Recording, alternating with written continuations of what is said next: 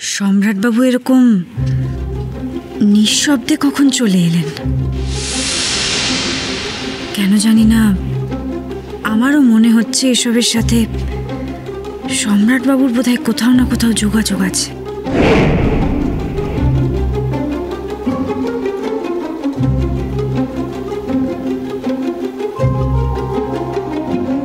একেবারে ঠিক ভাবছেন আপনি। দেখুন না, আপনি যেটা ভাবছেন সেটা ভাবাটা খুব ন্যাচারাল। আপনার এই ইমোশনটা যেটা মনের মধ্যে এখন চলছে সেটা খুব একটা অবভিয়াস ইমোশন। এই সব কিছুর জন্য আমি দায়ী।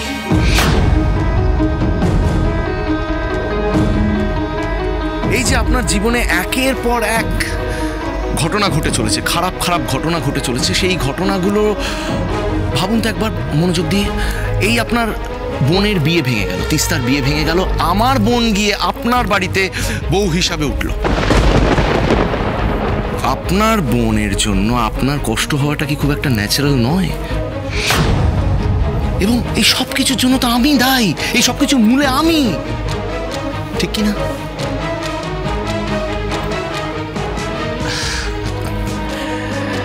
অ্যাকচুয়ালি কি জানেন, from the very first day, প্রথম দিন থেকে আমি আপনাকে ভালোবেসে ফেলেছিলাম। আমার দুই পৃথিবীর জুড়ে শুধু আপনি ছিলেন। তাই আপনি যেই আমাকে প্রত্যাখ্যান করলেন, মানে আমাকে ছেড়ে আপনি আপনার ওই আকাশ চ্যাটার্জির কাছে যখন চলে গেলেন, তখন আমার তরফ থেকে কি একটা রিভেঞ্জ, প্রতিহিংসা, একটা জিঘাংসা, এই ইমোশনগুলো আসাটা খুব ন্যাচারাল ছিল না? সম্রাটবাবু, না, আমি আপনাকে বুঝিয়ে বলছি, ছিল ছিল ন্যাচারাল ছিল। আমি তো ভাবতেই পারি আমি আপনাকে কষ্ট দেব।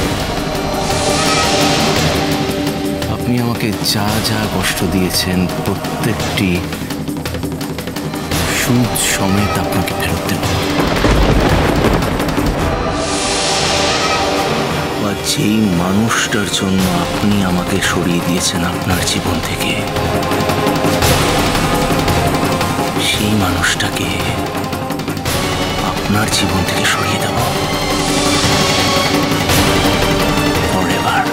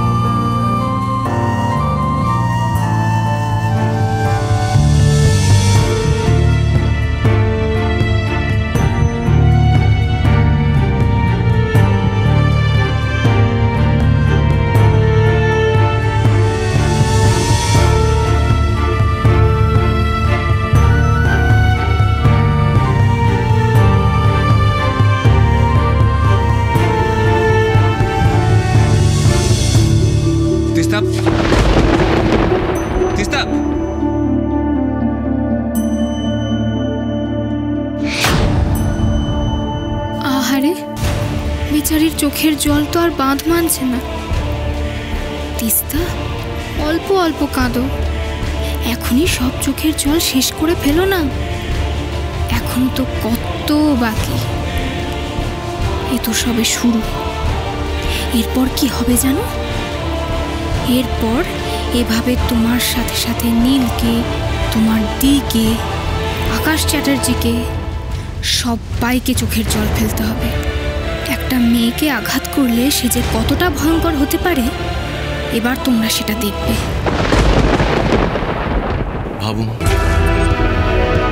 প্রতিশোধ নেওয়ার জন্য আমি কতটা মিন হতে পারতাম। আপনাকে এবং আপনার পরিবারকে কিভাবে হেনস্থা করতে পারতাম আপনি একবার ভাবুন। প্রত্যেক মুহূর্তে আপনাদেরকে একেবারে নাকানি চুবানি খাইয়ে ছেড়ে দিতাম। কিন্তু একবারের জন্য আমি সেটা করিনি, কারণ আমার কাছে ভালোবাসার অর্থ একেবারে আলাদা। সেটা আমি আপনাকে আগেও বলেছি, হয়তো আপনার মনে আছে।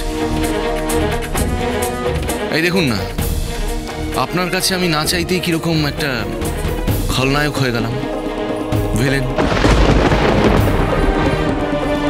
আপনার কাছে থাকা তো দূরের কথা, আপনার চোখের সামনে আমি একেবারে একটা ভিলেন প্রমাণিত হলাম। এখন যেখানেই যা ঘটুক না কেন, যাই দুর্ঘটনা হোক না কেন, সবকিছুর জন্য দোষী একটা লোক, সম্রাট লাহিড়ী। এবং এই সবকিছু হয়েছে আমার বোন শালিনীর একটা ছোট্ট দোষের জন্য, হার মিস্টেক। না না সম্রাটবাবু, শুধু শালিনীর ভুলের জন্য সবটা হচ্ছে না। এখানে তো এমন অনেক ঘটনা ঘটছে যেগুলোর উত্তরই পাওয়া যাচ্ছে না। এই যেমন ওই মেয়েটা আমি বুঝতে পেরেছি। আমি আপনাকে বলি, যে মেয়েটির কথা বলছেন সেই মেয়েটির বিষয়ে আমি পুরোপুরি খবর নিয়েছিলাম। এই নার্সিংহোমের আশেপাশে ঘুরে বেড়াচ্ছিল, ঘুরঘুর করছিল। আপনাকে ইনফ্যাক্ট ফোনও করেছে ডিস্টার্ব করার জন্য। আমিও চুপ করে বসে নেই, খবর নিয়েছি, ভালো করে খবর নিয়েছি, একেবারে পুঙ্খানুপুঙ্খানু খবর নিয়েছি। বিশ্বাস করুন, মেয়েটি নাম্বার 1 ফ্রড, 1 নম্বরের ফ্রড। কি আর বলবেন না, ওই মানুষদের ভয় দেখায়, ট্র্যাপে ফেলে, ব্ল্যাকমেল করে, আর কি টাকা জোগাড় করে তাদের থেকে। আপনি চিন্তা করবেন না, আমি ওর ব্যবস্থা করছি। না কিন্তু এটা কি করে সম্ভব? ওই মেয়েটা ফ্রড। বলছি তো ফ্রড। আমি খবর নিয়েছি, আমি আপনাকে এতদিন জানাইনি কারণ আপনি ওয়ারিড হয়ে পড়বেন বলে। আমি হ্যান্ডেল করছিলাম পুরো ব্যাপারটা, আর এই পুরো ইনভেস্টিগেশনটা আমার সাথে প্রিয়া করছিল। এখন ওই প্রিয়া মাঝখান থেকে আবার মিসিং হয়ে গেছে। আমি পুলিশকে ইনফর্ম করেছি ব্যাপারটা, কিন্তু আমার মনে হয় এই পুরো ব্যাপারটার মধ্যে একটা পার্সোনাল অ্যাঙ্গেল আছে। পার্সোনাল কারণে ও মিসিং হয়েছে। পার্সোনাল কারণ? বয়ফ্রেন্ড হলো গিয়ে নষ্টের গোড়া। বাড়ির লোক কিছুতেই ওই বয়ফ্রেন্ডকে মেনে নিতে চাইছিল, পালিয়ে গেছে নিশ্চয়। এই লোক যা হয় এই বয়সে আর কি। কিন্তু আমরাও চুপ করে বসে নেই, ইনভেস্টিগেশন চলছে, ঠিক ধরা পড়ে যাবে কি হচ্ছে না হচ্ছে। ঠিক আছে স্যার, তাহলে আমি আসি। পেশেন্ট আছে তো, তাই। দাঁড়ান,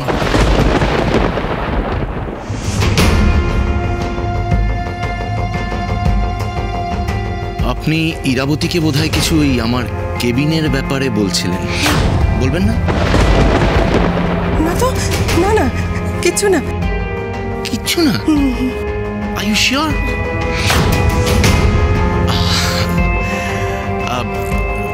বাই দ্য ওয়ে, এই কিছুদিন আগে আপনি আমার কাছে ছুটি চেয়েছিলেন নিজের ওই দেশের বাড়ি যাবেন বলে। হ্যাঁ, কিন্তু ছুটি দিলাম, আপনাকে ছুটি দিলাম।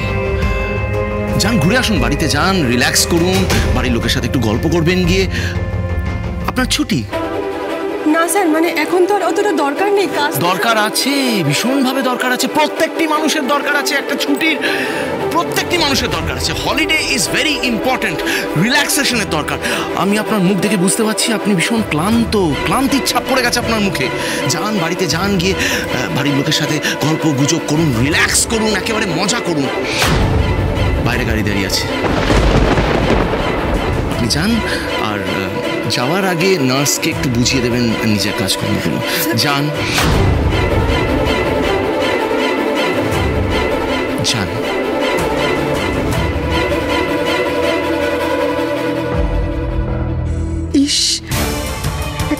আরো কিছু অনেক জরুরি কথা ইরাবতীকে বলা বাকি আছে। মেয়েটি ফ্রড, এটা সম্ভব কি করে? ওর চোখে যে ভয় আমি দেখেছি সেটা তো মিথ্যে হতে পারে না।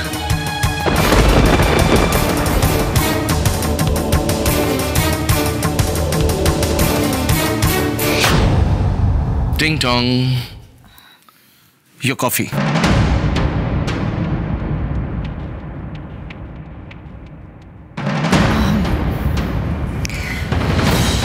একটা কথা বলবেন সম্রাটবাবু? এই কফিটায় কি আছে বলুন তো?